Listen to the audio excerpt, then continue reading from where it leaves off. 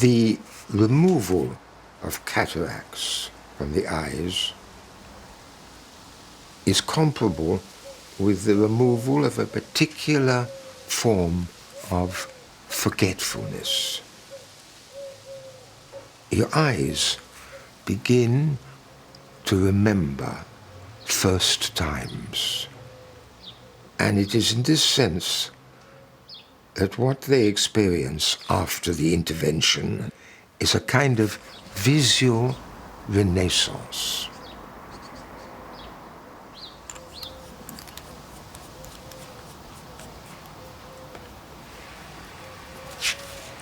The unstartling heterogeneousness of the existent has marvelously returned.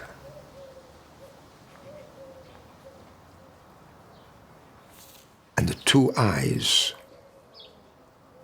portcullises now removed, again and again register surprise.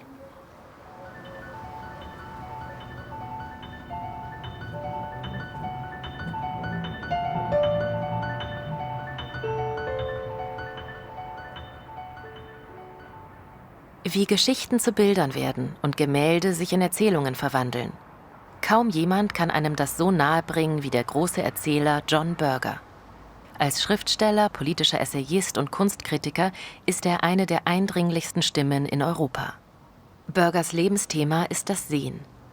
Selbst die Erfahrung einer grauen Staroperation verwandelt er in eine Reflexion über unsere Wahrnehmung. Tomorrow it will be 3 weeks after the operation. And if I try to sum up the transformed experience of looking, I'd say it's like suddenly finding oneself in a scene painted by Vermeer. The surface of everything you are looking at is covered with a dew of light.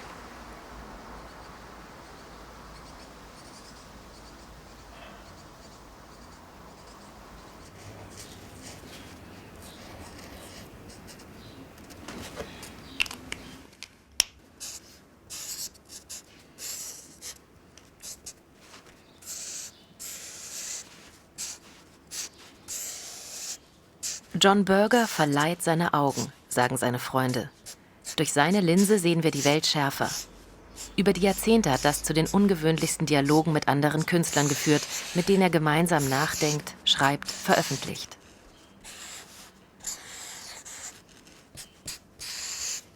Das Geschenk der neuen Augen nach der Operation teilt Berger mit seinem Freund, dem türkischen Zeichner Selçuk Demirel.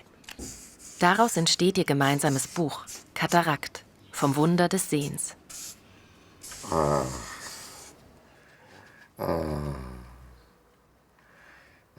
Such an endless storytelling imagination. Avec John, c'est une amitié de presque 30 ans. On a réalisé 2-3 livres ensemble, mais c'était pas une commande. C'était pur plaisir, c'était comme un jeu.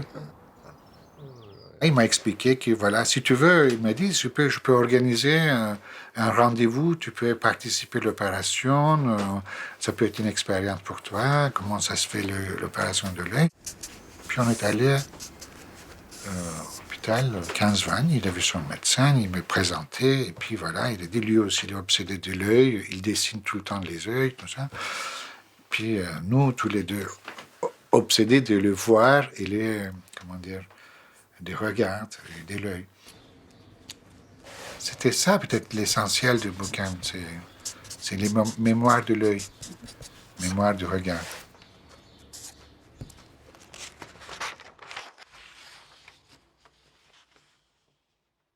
Avec John, je me trouve très drôle, parce que John, il rend ses entourages. Par exemple, moi, personnellement, je me sens plus intelligent, plus drôle, plus généreux quand je suis avec lui.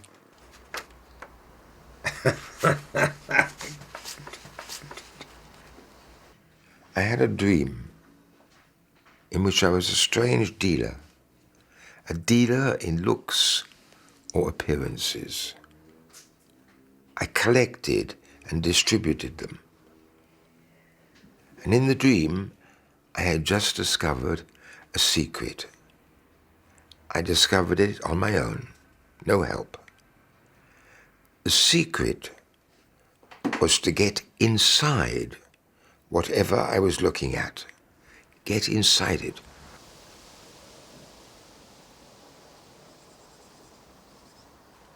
When I woke up from that dream, I couldn't remember how it was done. And I now no longer know how to get inside things.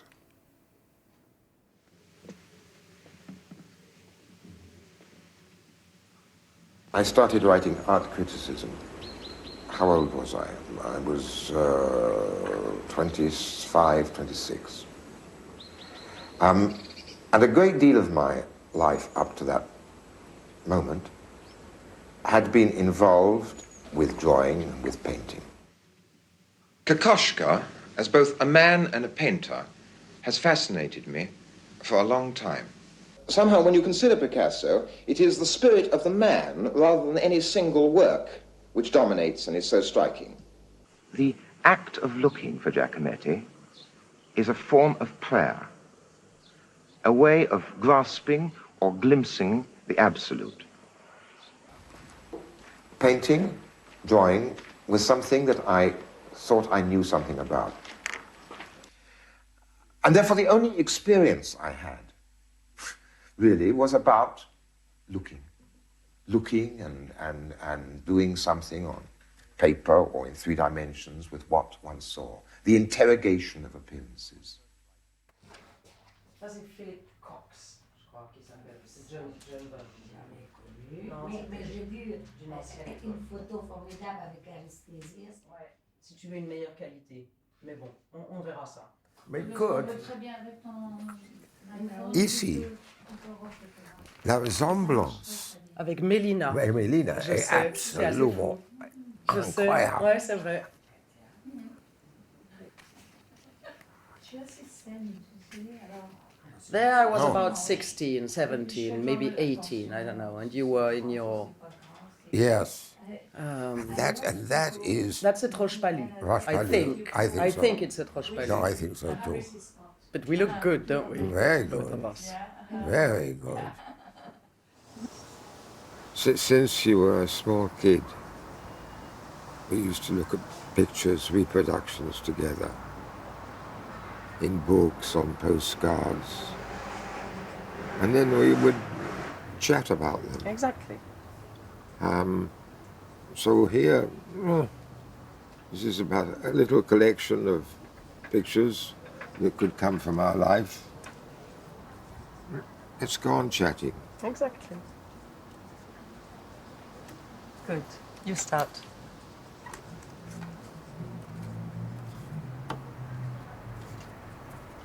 Do you feel like that sometimes in the morning?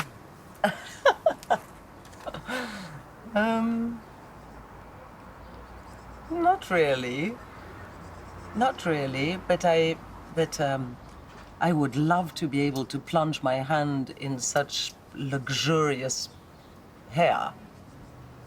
I wish I could, but no, I don't. But do you think that this could be the head that fits behind this?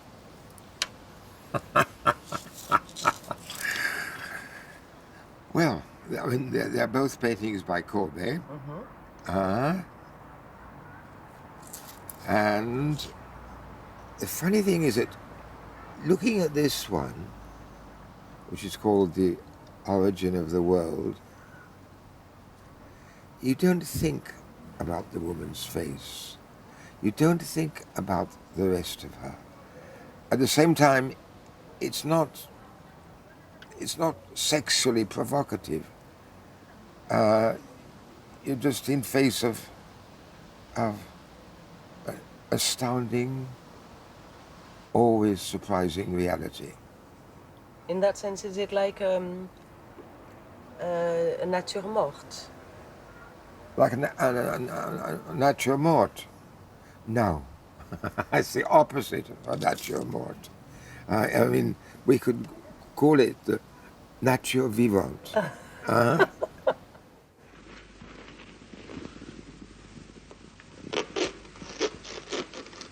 This is the first of 4 programs in which I want to question some of the assumptions usually made about the tradition of European painting. Filming this was a moment of great tension for me, because if John was going to screw it up, there was no way we could repeat it.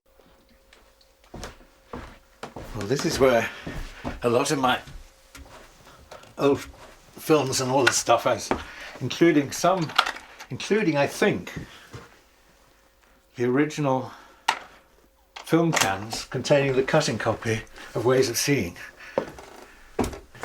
Auch der britische Regisseur Mike Dibb hat sich mit John Berger auf eine Exkursion über unsere Sehgewohnheiten begeben. There it is, Ways of Seeing. So, programs 1 and 2. And the old film. Ihre legendäre BBC-Serie Ways of Seeing öffnete 1972 einer ganzen Generation die Augen für eine neue Politik des Sehens. I think the first idea he had was to use an archetypal European painting as a point of departure and deconstruct the concept of national heritage. What did national heritage mean? When we talked about national heritage, when we really were talking about the private wealth of enormous landowners. The process of seeing paintings or seeing anything else is less spontaneous and natural than we tend to believe. A large part of seeing depends upon habit and convention. All the paintings of the tradition used the convention of perspective, which is unique to European art. I remember saying, well, John, shouldn't we just say, well, maybe or perhaps or something? He said, no, you just got to say it. If you say it and somebody disagrees, then they're engaged. Now, perspective centers everything on the eye of the beholder.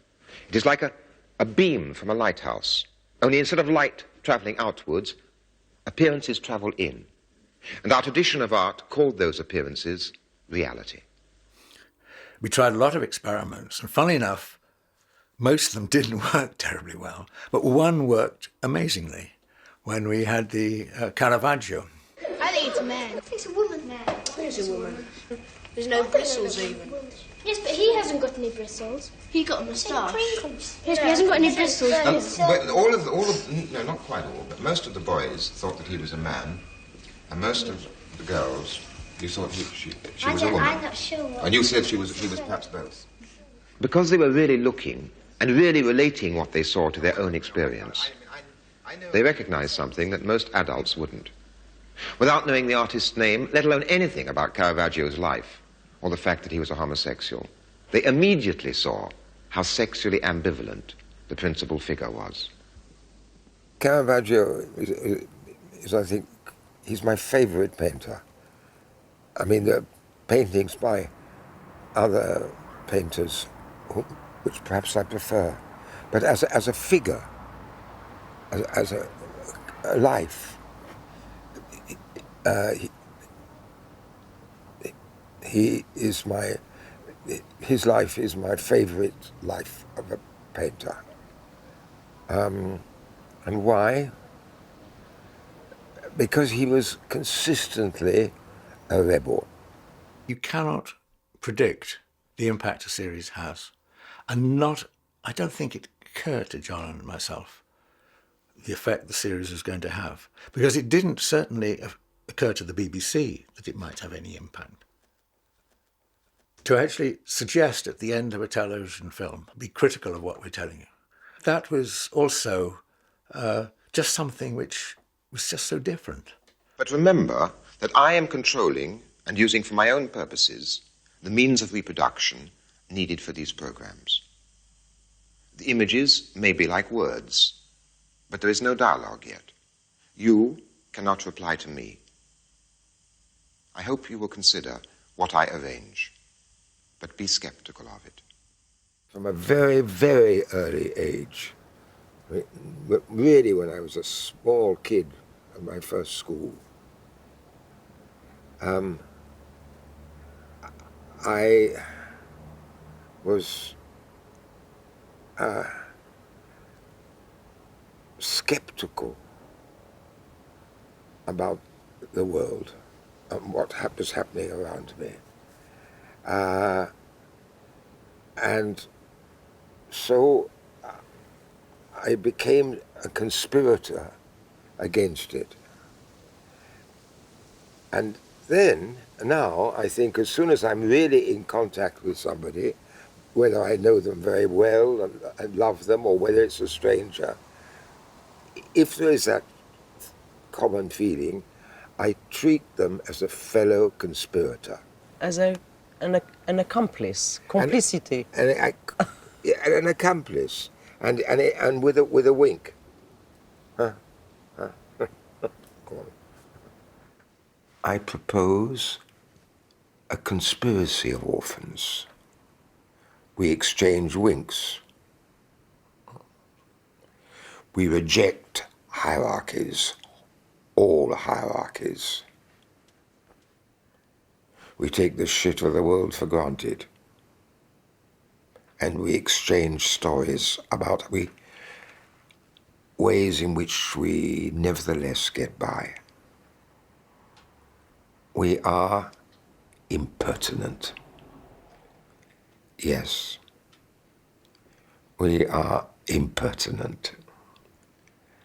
And I guess that I approach and chat up viewers and readers in the same way, as if you too were orphans. Get what I mean? I said to him, I knocked the ball to him, and I said, well, how can we start? How should we start? And then he said to me, the bang with the ball came back, and he said, why didn't you just send me a colour? I said, okay, great. And but then of course I put the phone down and thought, well, what's he talking about? How am I going to do that? Send him a colour? I mean, would I send him some powder? I don't know, some coloured powder? What would I do? Auch der Maler, Verleger und Kameramann John Christie ist einer von Burgers langjährigen Komplizen. Gemeinsam haben sie unter anderem über Farben nachgedacht und daraus ein Buch gemacht. I Sent You This Cadmium Red. So here we have the very first letter I sent. Yesterday I went to a funeral, someone I didn't really know very well. And during the service, before the cremation, I was looking at the flowers. But when I got home, I was still thinking about these flowers, and I thought I posed myself a problem to try and find the red colour, which I liked very much. I tried to identify it, and I went to my watercolour box. And so, for no better reason than the memory of those flowers, I send you this cadmium red. And then very soon I got a letter back from him. Red is not usually an innocent colour. But the red you sent me is. Yeah, it's the red of childhood. A pretend red.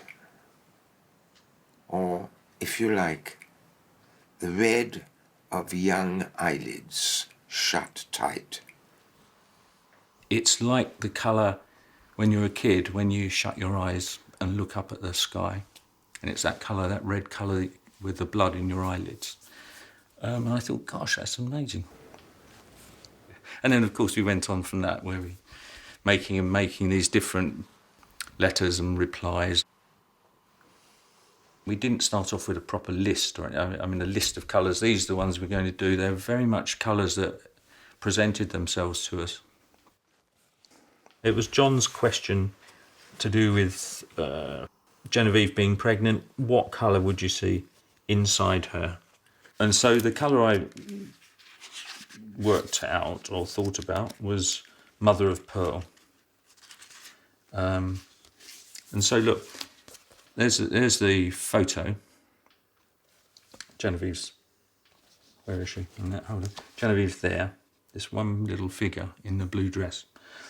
And John described this, the bay, all the things leading to this figure. The world is spread out for her. The waters break. The bay opens. The sand is skin-colored. The houses wait, watching. I'd name that bay Uterus Bay.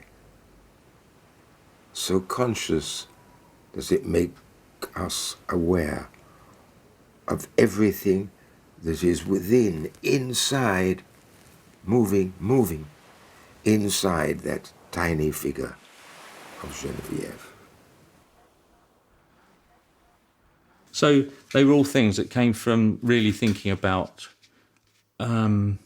just thinking about this shell. I mean, I hadn't even looked at but because I was writing about it to John, trying to make something interesting. And then you discover things that you hadn't. I discovered things I hadn't seen at all. Now, don't you think it's John's son? Maybe.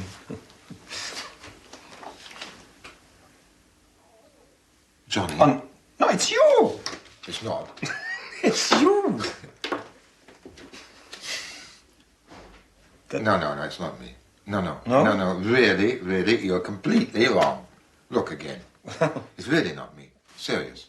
Das Interesse an der politischen Dimension unseres Blicks führte Burger in den 60er Jahren zu einer langjährigen Zusammenarbeit mit dem Schweizer Fotografen Jean Moore.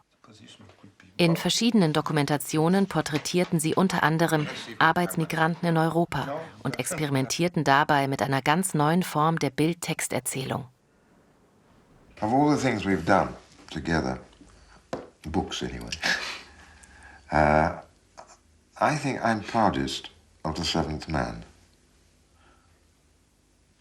On one hand, it's a book that we were incredibly precise about, laying out every page, considering every space, every juxtaposition of image, seeing exactly where a poem should occur. And so we actually made something with this maximum of concentration, which was, in a certain sense, can be called aesthetic. And, at the same time, the book, when once it's out, actually goes to its target. That is to say, not really principally to sociologists, but to migrant workers themselves.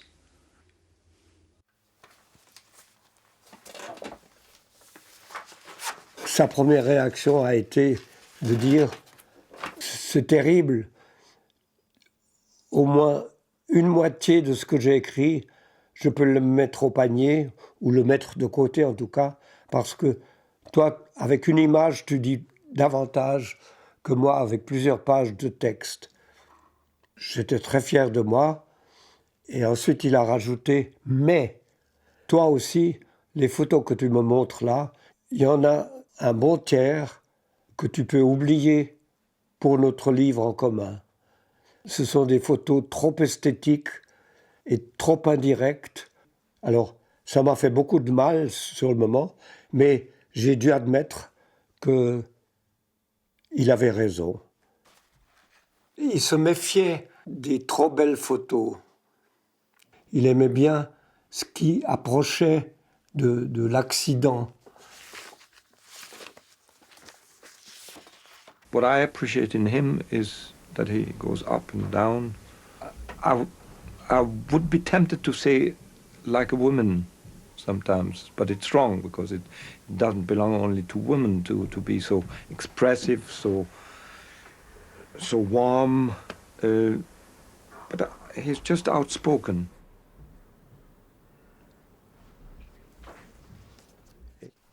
Je pense qu'au fond, il aurait aimé être un tout petit peu acteur.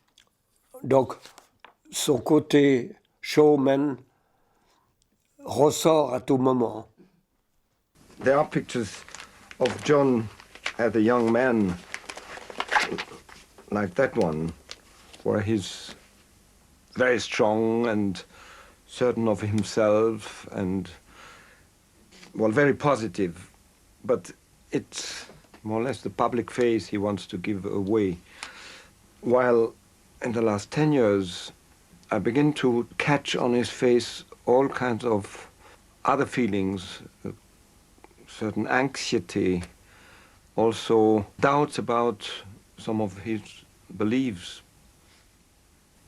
Okay, so here is somebody else traveling, and I know that this painting counted a lot for you in your whole life. And Yes. Are we approaching motorbikes here? Yes. Yes. Yes, yes. Here we're approaching motorbikes. Oh, incredibly. And of course, it's by Rembrandt, and it is called The Polish Rider. Who he was and where he was, and I don't think Rembrandt called it Polish Rider, but if I was a manufacturer of motorbikes, I would call one the Polish Rider. Yeah, use that bang. in publicity.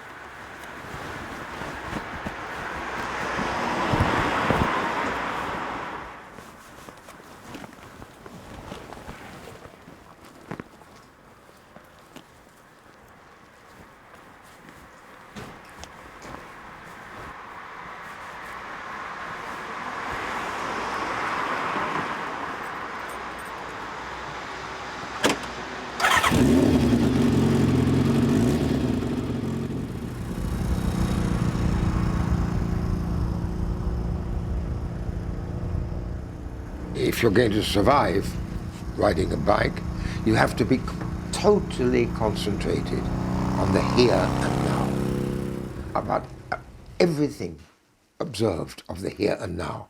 You don't think about the past, you don't think about the future, you don't have memories, you don't have expectations, except the immediate ones, which are to be negotiated. And this concentration on the here and now is curiously calming. Because, well, you are alive, you're moving, and you notice what you're moving through, and that's all that exists.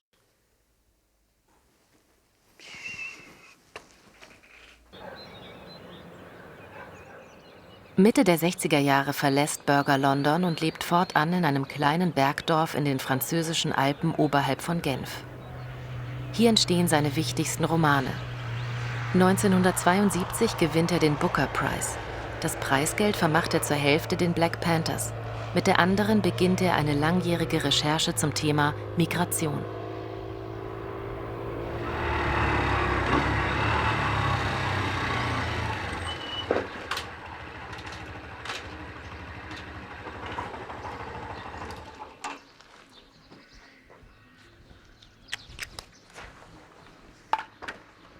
When my father moved out of London, out of England, a few things I know is just from what I heard of him.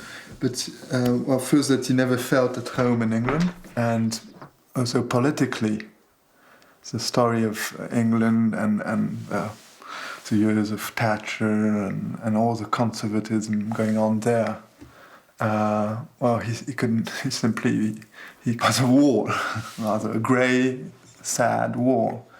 And I think at that time for him, France in general, with its history and its politics, at least at that time, was quite the opposite.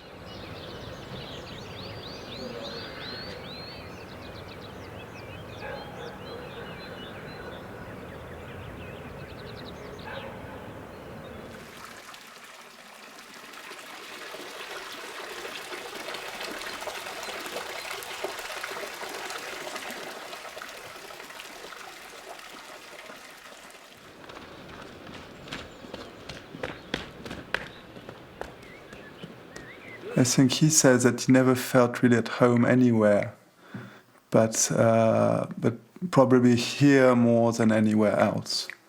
because of his relations with the people here, which was mostly based upon their work.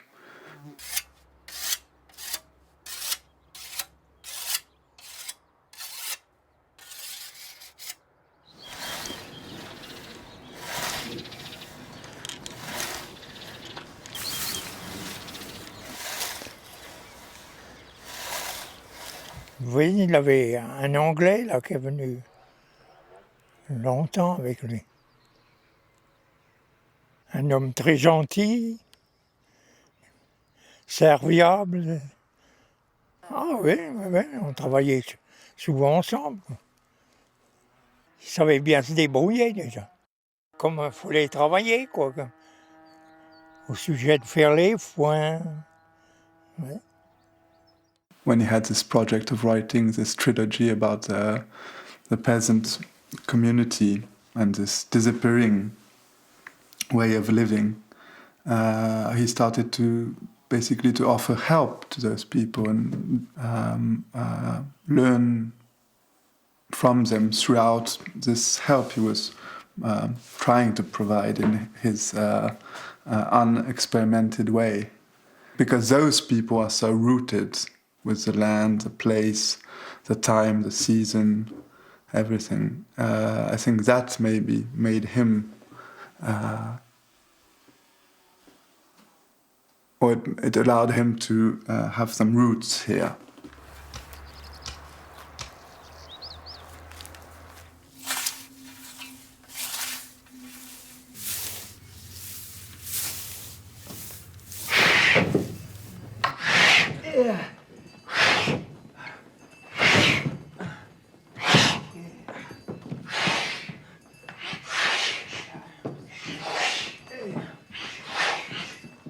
I was looking at that time for a piece that I was going to make. And a friend of mine said, oh, but remember what John wrote in Pigarth. Do you remember the 3 Lives of Lucy Cabral? And I wrote to John and said, would you consider letting me make this for the stage? And John, being John, said, well, of course. Well, the only payment I would require is if I could come and watch you work at some point. So then I went up to visit him for the first time in the mountains with my designer. And we walked with John through the mountains. And he'd showed us the very places which had been inspirational to him in making Lucy Cabral. And that really started what became a very deep friendship. And so as a consequence, we've done created many pieces together. The story of Lucy Cabral, there was really a woman. And most of the characters in the story are people I came to know quite closely. And now to see those lives transported here and actually speaking to thousands of people who are so far away from the life of peasants in mountain villages is still something which is very, very mysterious to me. Die szenische Adaption von Burgers Erzählung Die 3 Leben der Lucy Cabral wird zu einem internationalen Erfolg für die britische Theaterkompanie The Complicité. Lucy Cabral, who was known as the Cockadree, is dead.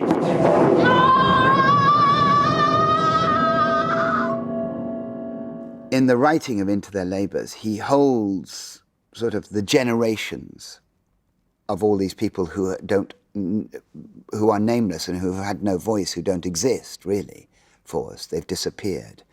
And he brings them to life. It's a girl! Generations of labour, a particularly precarious form of very, very brutal agriculture.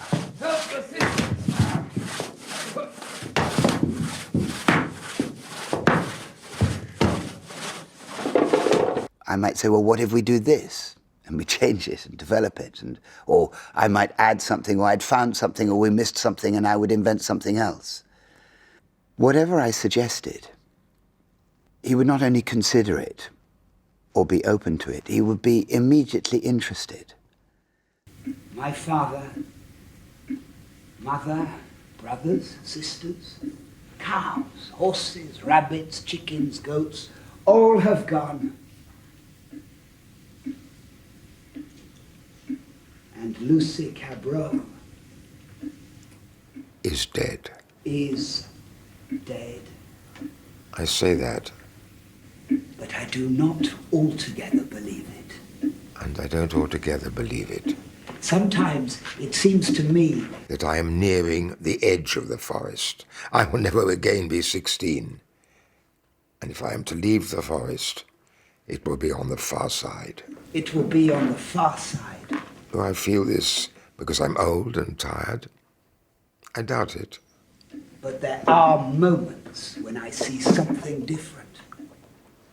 Moments when a blue sky reminds me of Lucy Cabral.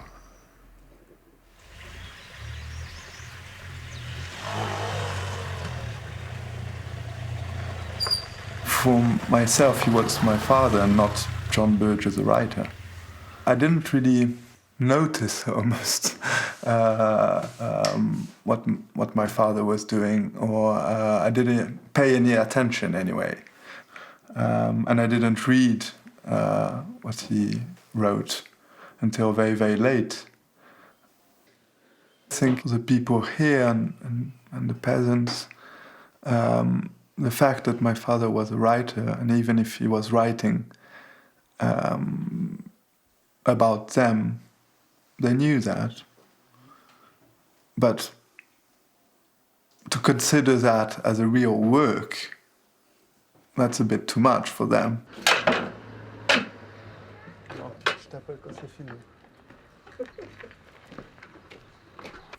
A week ago, I cleared out and buried the year's shit.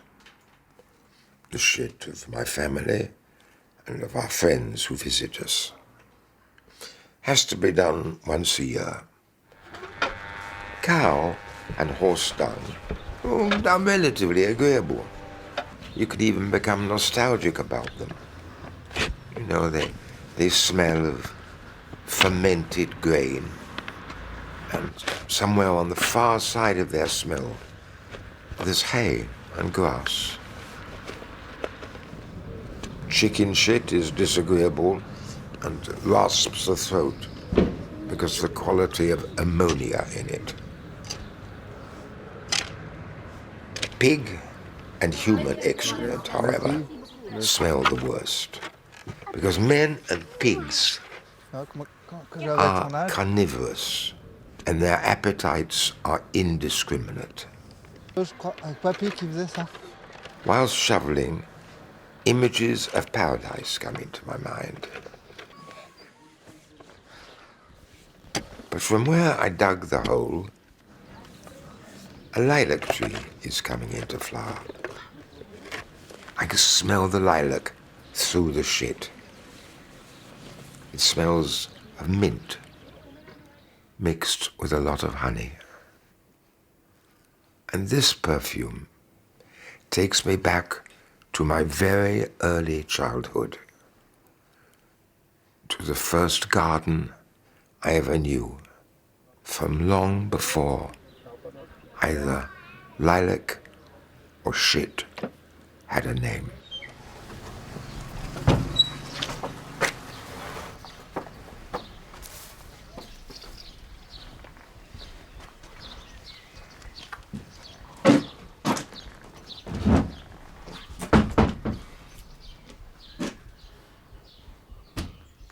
My mother Beverly was played a great role in my father's work, simply because she did everything else from writing. She took care of everything which was needed to be done for my father to be able just to concentrate on writing. And so that goes from typing what he wrote, because he writes by hand, sending it out, doing all the relation with the publishers, newspapers, creating the archive gradually, doing his accounting, his taxes. And she did that not only out of love for him, of course, but I think because both shared the same belief, the belief that doing that was worth it, that it brought something which was needed into the world. She was the first one with whom he shared what he wrote, and always when he was writing, he was waiting for her response. So they had this very strong complicity. My father wrote this dedication to her, to Beverly, mistress of each page. And he showed it to her when she was in the bed where she died, just next door. And that made her very happy to see that dedication. Since Beverly is gone, my father now mostly lives in Paris, but we're in very close contact. And there's many ways by which we share what we're doing. Tu nous manques, John. Quand c'est que tu viens faire un tour à Quincy?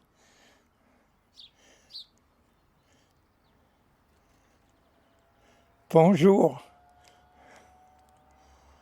De la part de Louis. There, this is a present for you. I will show it. Oh.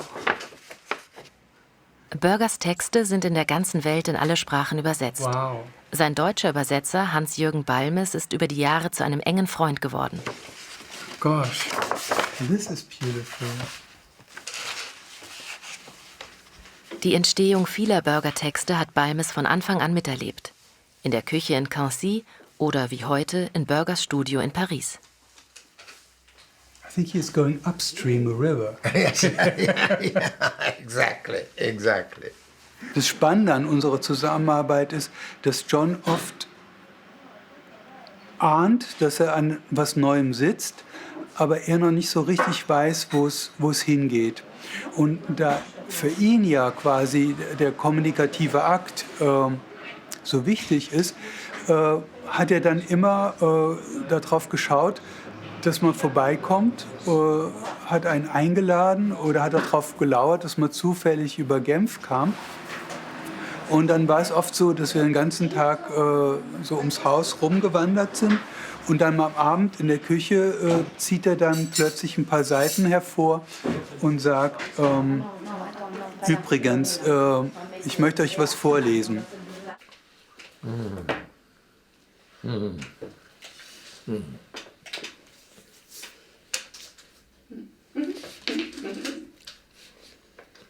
Okay.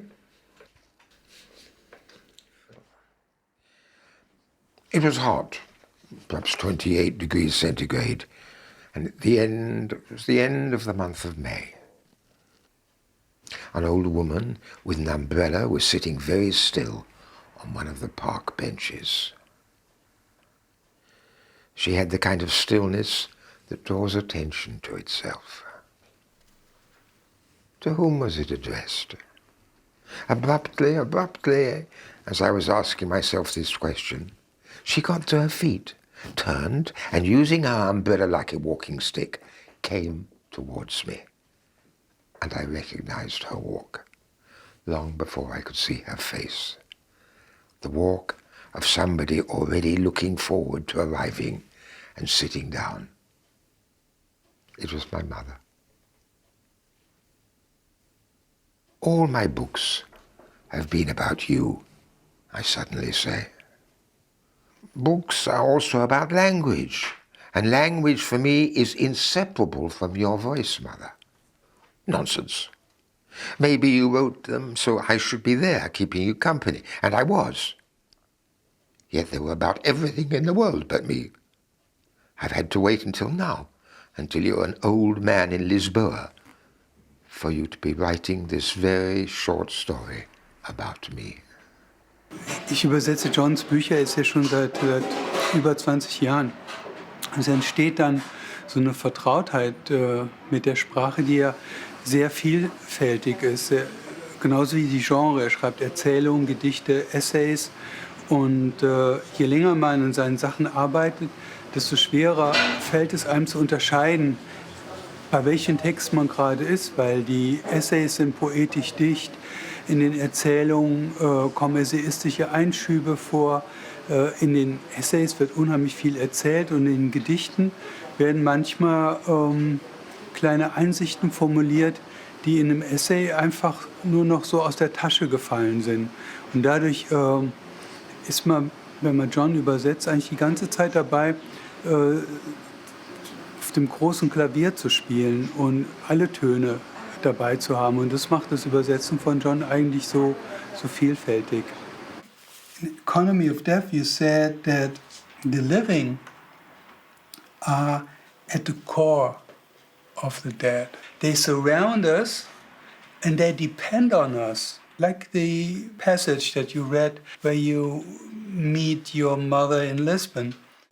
And No, I mean, I follow what you mean, and maybe I suggest that, but it's not really quite what I mean. It's rather more the other way around. I mean, it is that we need the dead to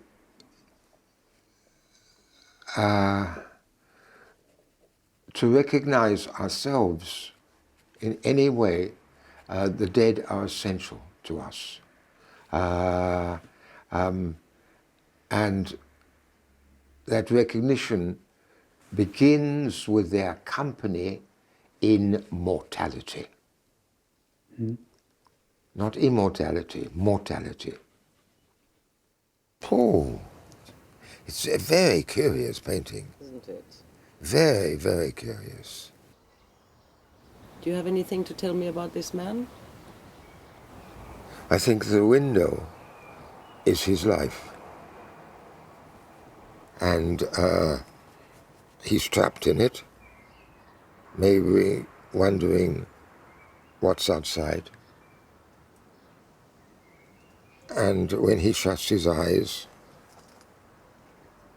the window will vanish.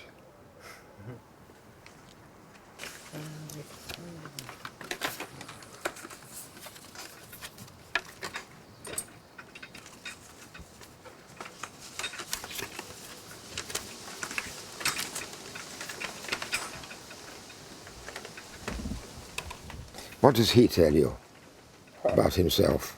What does he tell me? Yeah. For some reason, he tells me that. And I'll tell you why. Because he actually looks like you and always made me think of you. And there's something there, too. Well, I mean, that's too flattering. But his skepticism, but which is never cynical, is very close to me. And you know, this is not to claim anything for myself, but I mean, that is really the image of the storyteller. Not the novelist, not the fashionable literary creator, but the guy, often nomadic, who goes from place to place and tells the stories that he has lived or that he's making up. And that idea of a traveller, that idea of somebody who is completely free from institutions, is something also which is contained for me in this term storyteller, and which in all modesty I try to be myself.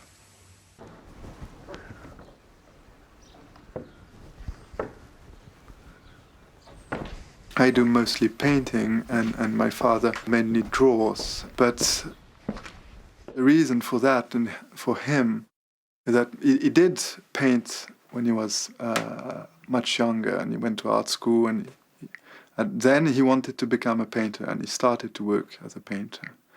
But from what he says, at some point he felt the urge to write more important, more politically, historically important at that point.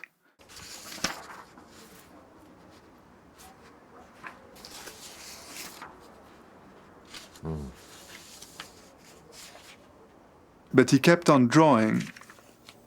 It's a way of listening. It's a way of understanding, discovering the visible. And I think that's why in the last years my father has done a lot of drawings of very simple things, such as flowers, or mainly subjects coming from nature. Dearest Eve, in answer to your last letter, I send 2 postcards. One is a photo of a terracotta by Della Robbia. And the second is a sketch by me, what I call a text, of a white rose from the garden. I noticed that it had a certain curious echo with the photo of the Madonna. Something a little similar in mood and rhythm, no? You see? Neighbors on the same table. That's all. And the rose doesn't offer consolation, but resists by itself the cruelty of life.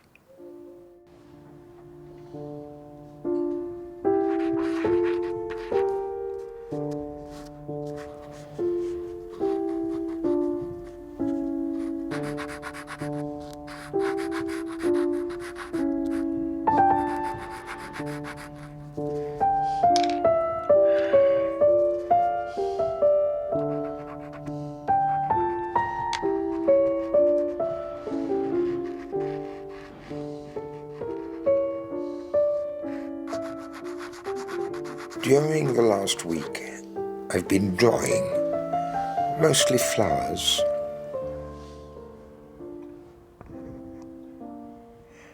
I've been asking myself whether natural forms, a tree, a cloud, a river, a stone, a flower, can be looked at and perceived as messages.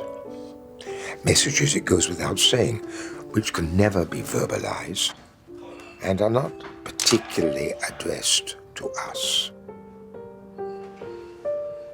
Is it possible to read natural appearances as texts?